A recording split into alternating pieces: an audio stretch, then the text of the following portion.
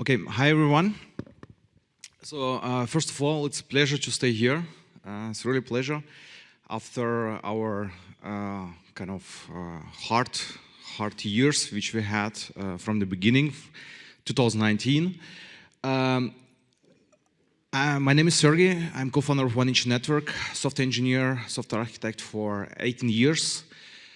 Building a lot of things, aggregators already back 2011, telecommunication services, worked a lot in a lot of startups, and also enterprise companies like Porsche, for example.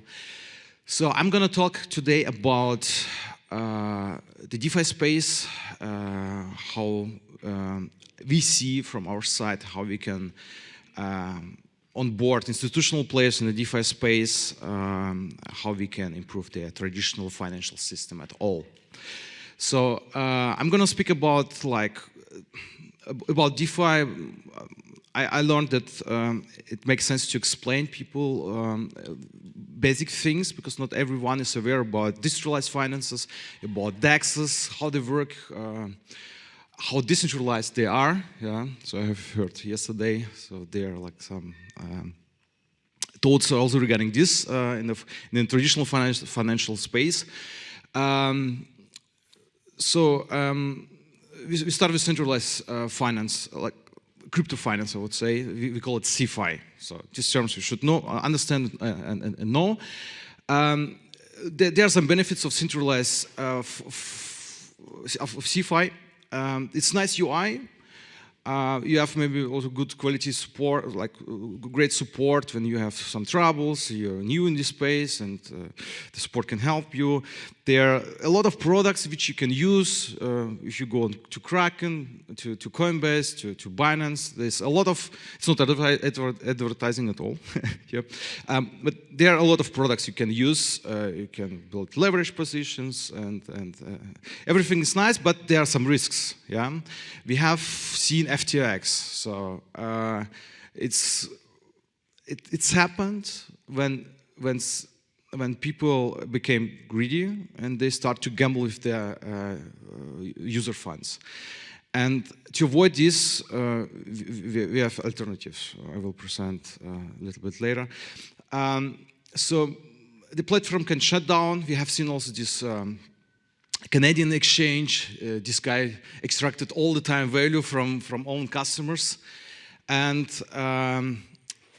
yeah, if something can fail, it will fail. So this is how we see it. That's why we try to build very, very simple things.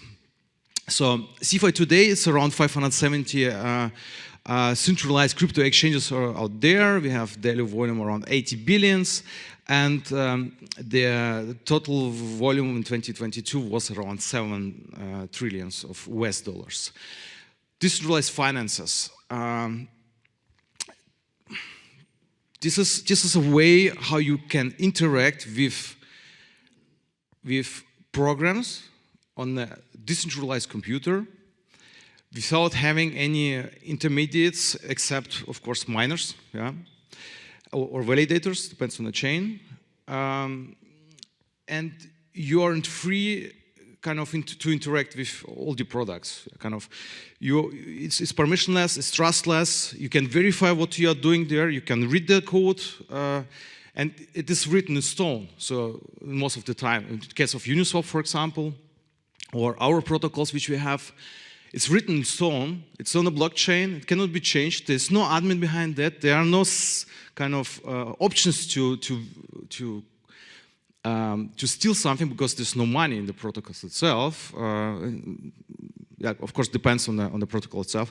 In Uniswap case, we have automated market maker, which have some money, but no one is allowed to withdraw it, yeah, without owning this money. So there are, of course, a lot of benefits. You have transparency. You can interact in self-custody way. You use your own wallet. You do the transaction by yourself, or you allow someone with a permit to interact with the smart contract for you. Of course, there are some risks. We see front-running attacks, sandwich attacks. We see smart contract hacks. Euler Finance was hacked recently. There was a piece of code which was not audited. Yeah, something like that happens sometimes. Yeah.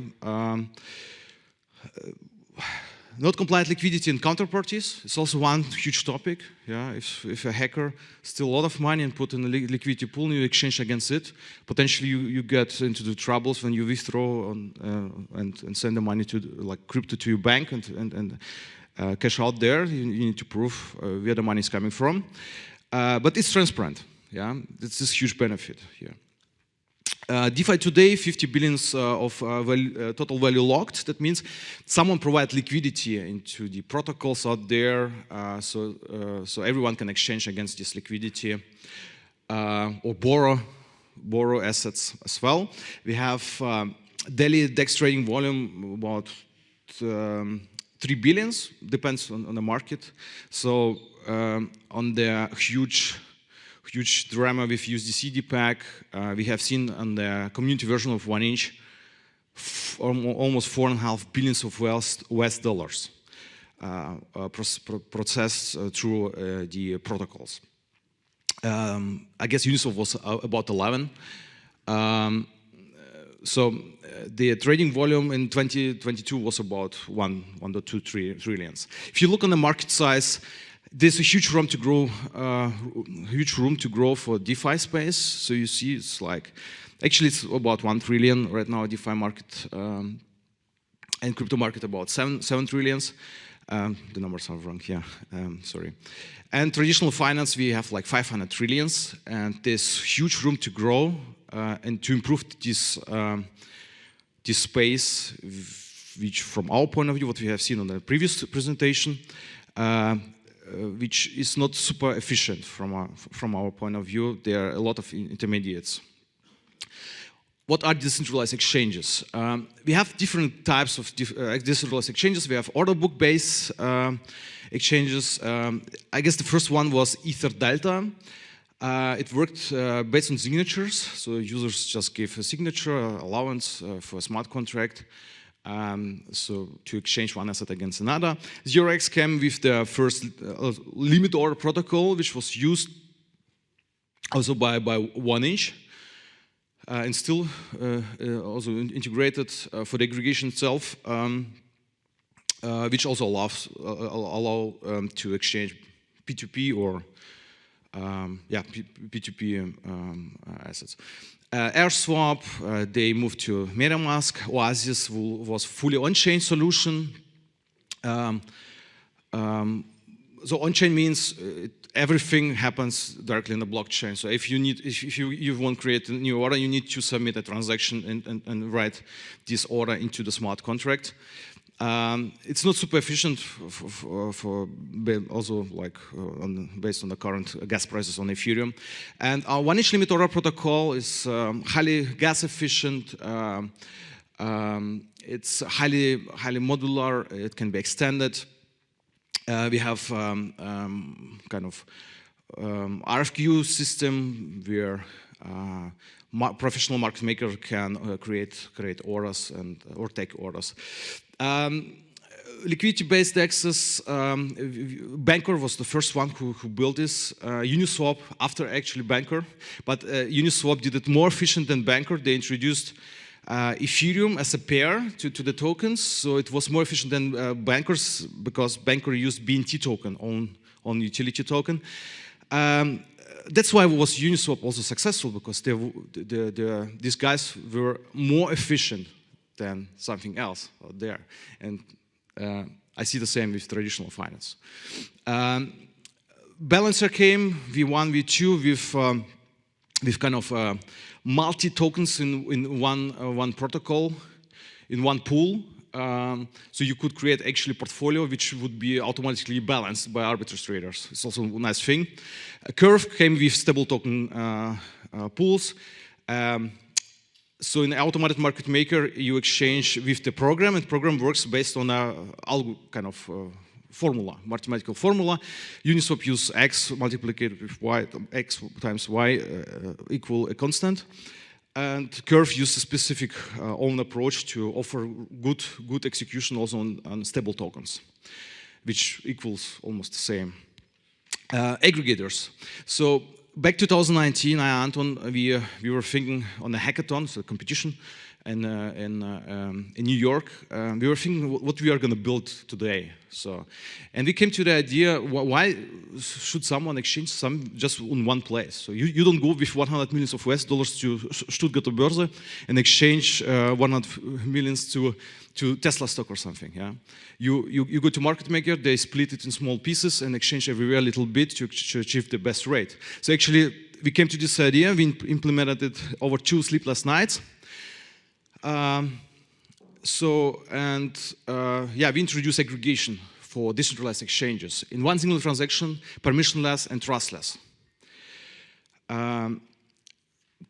This is also kind of difficult part of the aggregation itself. It would also work with traditional finance at all, but the problem is you cannot execute atomically in the traditional finance. You have a lot of exchanges, you cannot interact in kind of isolated scope, so you can maybe revert part of the transactions or the whole transaction at all. And that's why EVM-based implementation of such things are highly efficient. So we can roll back part of the transaction or the whole transaction at all if the user don't get enough.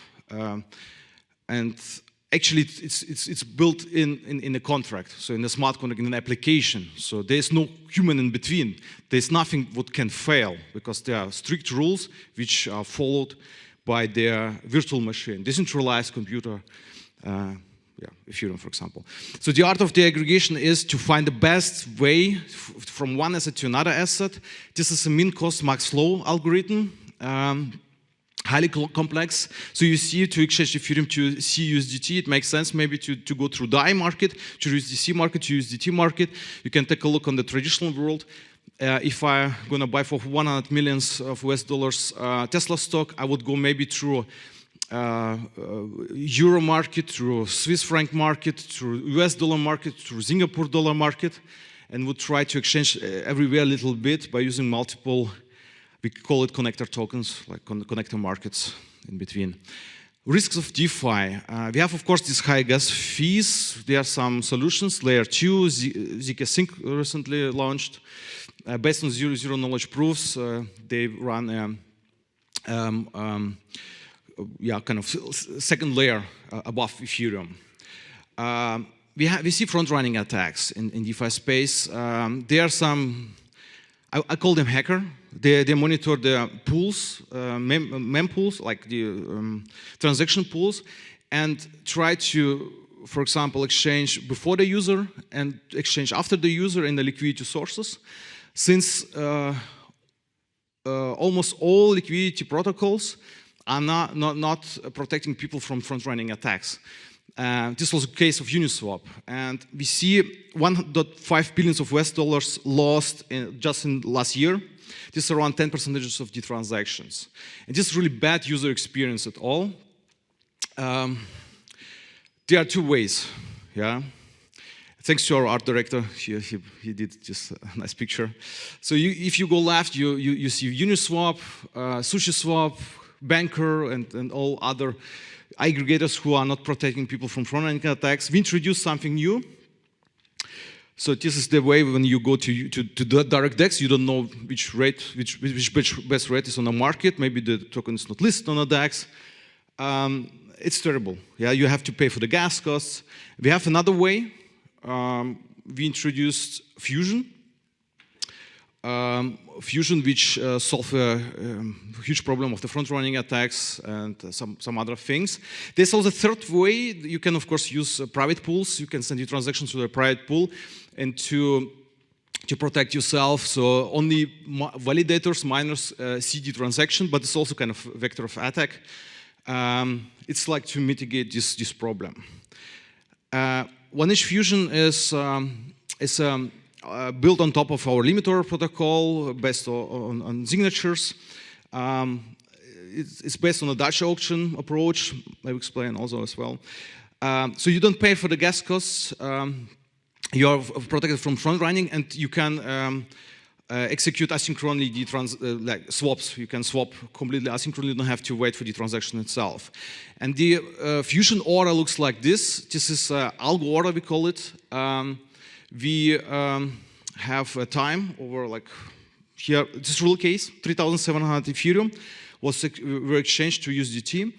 And we see this is just a limit order based on the Dutch auction, but not linear. We are using the liquidity curve in the network, Ethereum in this case.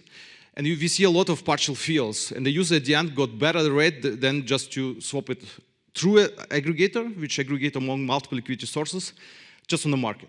Yeah. I wanted to talk also at the end about 1inch Pro. Unfortunately, I have, I guess, 2 minutes or something. So 1inch Pro is, we created an entity in Switzerland. We are the first startup in Switzerland who got the SRO license for DeFi swaps for institutionals. We are going to release this year the swap functionality for everyone who's interested. Our mission is to introduce the DeFi technology to institutionals and for the traditional finances, because it's more efficient than what we see right now. Of course, we will introduce KYB, AML. We have compliance officers who monitor and make sure that the liquidity inside of this ecosystem is clean. You can use it in self-custody way. You can use your just Web3 wallets, or you use your trusted custody service for your crypto assets. You get access to the whole crypto market, since we integrate the biggest market makers who also bridge the liquidity to centralized exchanges and other liquidity sources, own order books as well. And it's easy to integrate through API, which just offer the information how to exchange what. This is the swap interface which is coming. We are working also on SaaS services, Web3 API services for everyone, so everyone can integrate and build own wallets based on these APIs, which just deliver the aggregated information of Web3 products.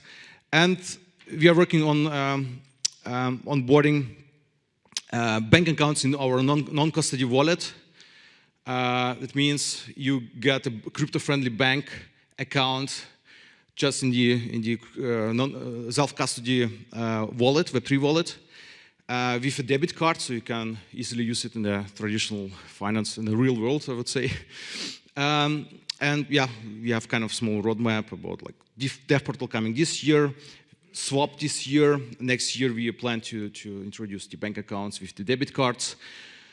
And liquidity providing for institutions, also a very important thing. What we are introducing a new approach, how completely in compliant manner someone can, like institutions also can provide liquidity in this like 1inch Pro ecosystem. And of course we plan to onboard retail users, but it's a long way. There's some discussions also regarding the licenses regulation. Also, in terms of liquidity providing, it's also kind of things which needs to be clarified with the regulators. Our chairman, Francesco from Geneva, you're welcome to get in touch with him if you are interested in to build products on top of 1inch Pro products itself. So thank you very much. Of course, 1inch community is huge. More than 1 million people in our social channels, 160 core contributors around the globe, and everyone is welcome to contribute, to join the core contributors and build the future of finance. Thanks.